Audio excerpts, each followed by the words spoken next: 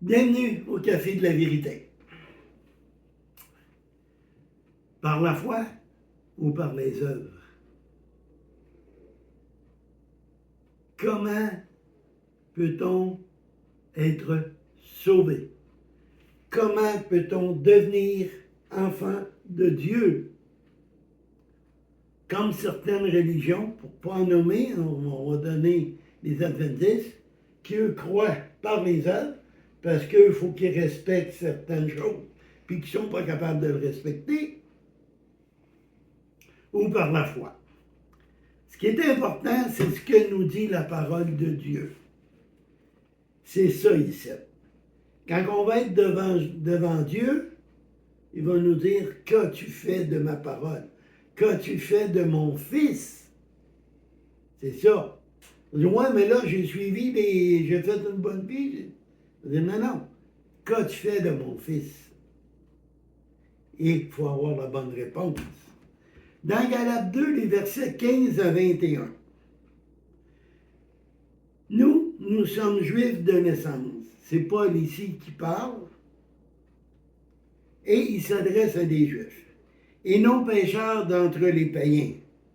Néanmoins, sachant que ce n'est pas par les œuvres, ce n'est pas par les œuvres de la loi que l'homme est justifié, mais par la foi en Jésus, pas en Marie, pas en Bouddha, pas en Mahomet, mais en Jésus. Nous aussi, nous avons cru en Jésus-Christ, afin d'être justifiés par la foi en Christ, et non par les œuvres de la loi. Parce que nulle chair ne sera justifiée par les œuvres de la loi.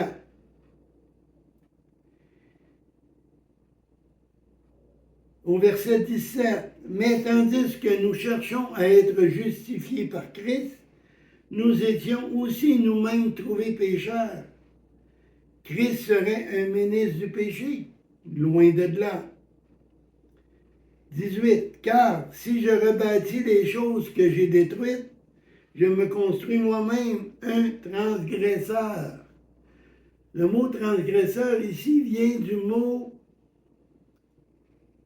parathès, qui veut dire transgresseur, celui qui viole la loi, celui qui ne respecte pas la loi au complet. C'est par la loi que je suis mort, afin de vivre pour Dieu, car j'ai été crucifié avec Christ. Je vis, ce n'est pas plus moi qui vis, mais Christ. C'est Christ qui vit en moi. Je vis maintenant dans la chair et je vis dans la foi au qui? Au Fils de Dieu. Dieu m'a aimé et qu'il s'est livré même pour moi. Je ne regrette pas la grâce de Dieu, car si la justice s'obtient par la loi, Christ est mort en vain. On va aller voir Galates 3, le verset 18.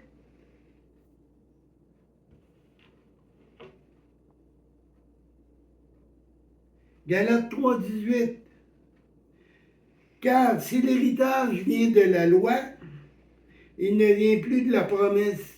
Or, c'est par la promesse de Dieu qui a fait Abraham ce don de grâce, ce don de Dieu. C'est un cadeau, un don. Je te le donne. C'est à toi de choisir si tu l'acceptes ou pas. C'est gratuit. C'est un cadeau. Romains. On va aller voir Romains 6, 23.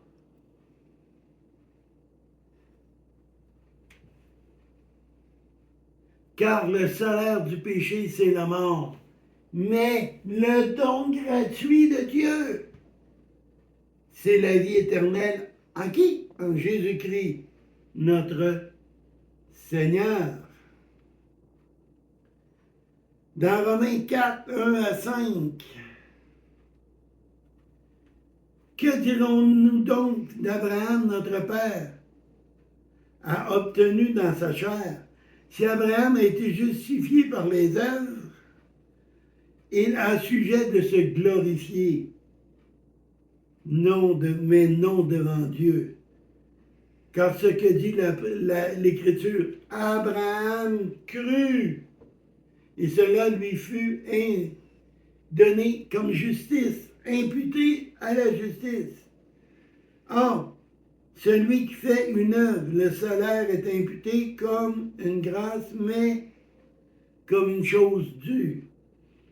Et celui qui ne fait point d'œuvre, mais qui croit en celui qui justifie l'impie, sa foi lui est imputée avec justice.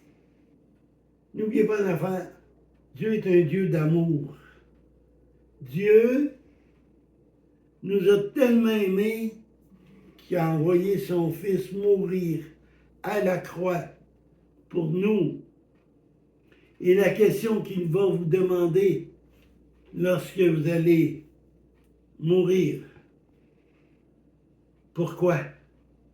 Pourquoi dois-je te laisser entrer dans mon ciel? Une réponse. C'est un cadeau. J'ai accepté le cadeau.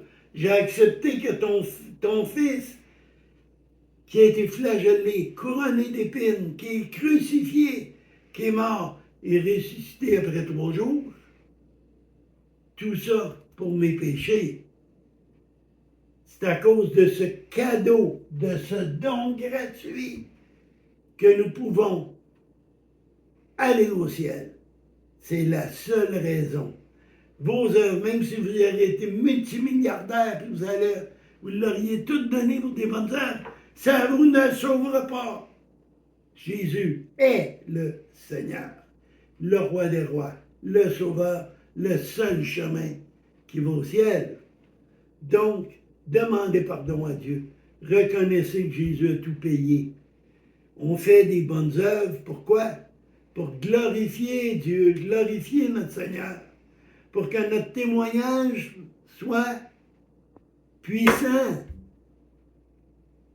Certain que si nous faisons une bonne vie, que nous aidons les autres, notre témoignage va être beaucoup plus puissant.